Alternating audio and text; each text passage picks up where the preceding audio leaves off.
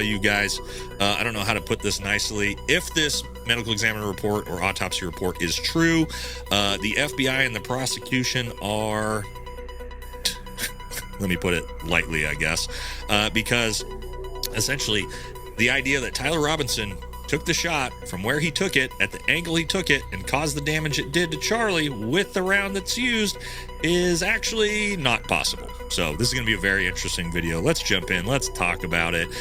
Don't forget to like, comment, and subscribe. Helps the channel.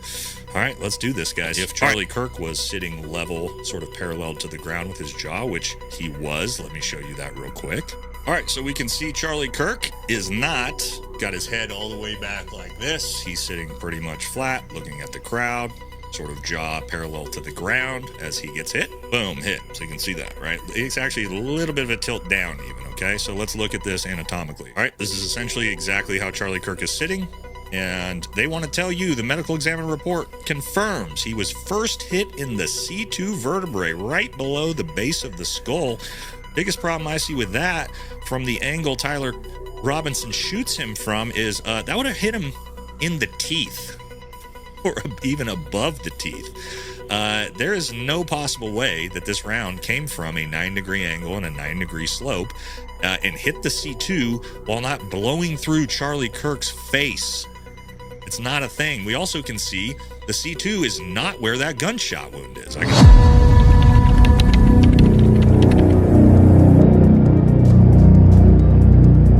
A sniper, a high-profile target, and a suspect in custody. But what if the bullet that killed Charlie Kirk didn't come from above? Tonight, an alleged leak from inside the medical examiner's office reveals something explosive, a bullet trajectory that may directly contradict the FBI's official version of events. According to this report, the angle of entry doesn't match a rooftop sniper shot. In fact, it might not even make sense physically. So the question is this: if Tyler Robinson couldn't have fired the fatal shot from where the FBI says he did, then who did? And why is no one talking about it?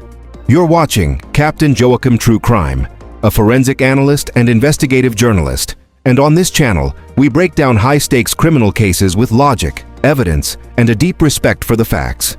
Today's case isn't just about a killing. It's about what happens when a high-profile political figure is gunned down in public, and the official narrative may not add up.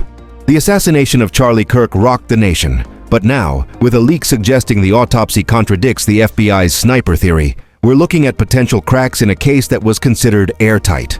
Now, a quick but important disclaimer. Everything in this video is based on public reporting, court documents, and, in this case, an unverified autopsy summary that has not been confirmed by official sources. This is expert commentary and analysis, not legal advice, and not a replacement for official investigations. Always do your own research and think critically. Now, let's dig into the forensic details, starting with the autopsy. The trajectory of a bullet wound tells us a lot, from the angle of entry and exit to the shooter's position relative to the victim. According to the FBI, the fatal shot came from above, consistent with a sniper on the rooftop. But here's where the leaked autopsy report throws a wrench into the official story. It suggests that the bullet's path through Charlie Kirk's body doesn't align with a downward trajectory. Instead, the wound indicates a more level or even upward angle, something that simply doesn't match the rooftop location. This raises the first big question: was the bullet recovered? The official reports don't clearly confirm that, which is critical in confirming ballistics and trajectory. If the bullet wasn't recovered, forensic experts have to rely on wound analysis and other evidence to estimate trajectory, and that's inherently less precise. So, could the wound path suggest that the shooter was somewhere else, perhaps at ground level or from a different angle entirely? It's a possibility that challenges the FBI's rooftop sniper narrative. On the ballistics front, the FBI claims the Mauser rifle found near the scene matches the bullet recovered from Kirk. However, detailed ballistic reports have not been publicly released, so independent verification remains impossible for now. Finally, let's consider logistics. The timeline implies Robinson shot Kirk, then had time to disassemble the rifle with that screwdriver, stash or drop parts, and escape, all within a narrow window. Is that physically and practically feasible? Could a single shooter pull all this off without detection, especially given surveillance footage and quick police response? These forensic and logistical questions highlight where the official case faces its most significant challenges. Let's start by laying out the basics of this case: the who, what, when, and where. The victim. Charlie Kirk, a well-known conservative commentator, shot during a public event at Utah Valley University in Orem, Utah. The suspect, Tyler Robinson, a 22-year-old man who was arrested after surrendering to the FBI roughly a day and a half after the shooting. The date was September 10, 2025, an otherwise typical day that ended in tragedy. Now, the weapon in question, a Mauser 30-06 bolt-action rifle, recovered near the crime scene shortly after the shooting. Here's a quick timeline of events. At 12:23 p.m., during the public event, Kirk was shot. Surveillance footage later showed the shooter fleeing from a rooftop overlooking the area. FBI agents recovered the rifle nearby, and crucially, DNA evidence found on a towel wrapped around the trigger, as well as on the rifle itself, was matched to Tyler Robinson. Within 36 hours of the shooting, Robinson turned himself in to authorities. Adding to the case, investigators uncovered Discord and text messages allegedly from Robinson expressing violent intent toward Kirk. Even more striking, some of the bullets used were etched with political messages, suggesting premeditation. On the rooftop where the shooting occurred, authorities also found a screwdriver, which they believe Robinson used to try to disassemble the rifle in an attempt to hide or destroy evidence.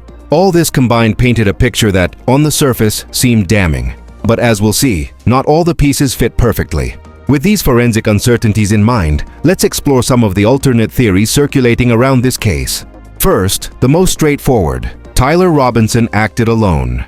The FBI's evidence, DNA, motive, surveillance, largely supports this, and the case rests on the premise that Robinson was the sole shooter from the rooftop. Second, some speculate the entire scene was staged to frame Robinson. This theory suggests the real shooter was elsewhere, perhaps at ground level, aligning with the autopsy's inconsistent wound trajectory. The motive here could be political, to quickly close a high-profile case and quell unrest. Third, a more complex theory involves multiple shooters or an inside job. If the bullet path doesn't fit the rooftop angle, could there have been another gunman, or was the FBI investigation compromised? The autopsy trajectory becomes a critical piece, potentially indicating a cover-up or misdirection.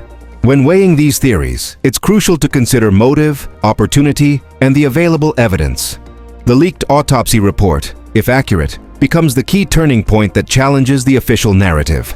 But before jumping to conclusions, we must ask, how credible is this leaked autopsy report? So far, there's been no official confirmation or public release of the autopsy, which raises red flags about authenticity. Who leaked this information? And why? Is it a whistleblower exposing a cover-up? Or could it be misinformation designed to muddy the waters? The chain of custody for this document is unclear, and without verification, it's impossible to confirm if the findings match the actual medical examiner's report. We also need to critically evaluate media sources reporting on this leak. Some outlets may have political agendas or sensationalize unverified claims, especially in a case as charged as this one. Political cases often attract misinformation campaigns, so approaching all information with a healthy dose of skepticism is essential. Turning now to the legal side, how might this case hold up in court? The prosecution's case has several strengths. The DNA evidence linking Tyler Robinson to the rifle and the towel wrapped around its trigger is compelling. Add to that the clear motive established through his messages, plus the physical recovery of the weapon near the scene. However, there are notable weak points. The autopsy report remains private, and no confirmed ballistic match has been publicly presented to firmly connect the bullet to the recovered rifle. Most importantly, if the leaked autopsy, with its contradictory trajectory findings, were admitted as evidence, it could introduce reasonable doubt about Robinson's role as the lone shooter. In court, expert witnesses would play a critical role in interpreting these forensic details. The prosecution would need to maintain a solid chain of custody for the evidence to prevent challenges.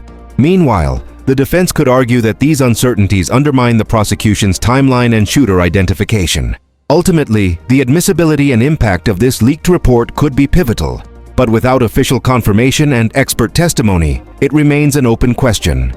To sum up, this case ultimately comes down to one key question. Do the physical forensic details support the FBI's rooftop sniper narrative? The leaked autopsy report, if authentic, challenges that story in a profound way, potentially opening the door to reasonable doubt and alternative explanations. So now we want to hear from you. Based on the evidence available, do you believe Tyler Robinson is guilty? Or does this autopsy leak cast enough doubt to rethink the entire investigation? Drop your thoughts in the comments below. Let's discuss. If you found this breakdown helpful, please like this video and subscribe for more in-depth true crime analysis.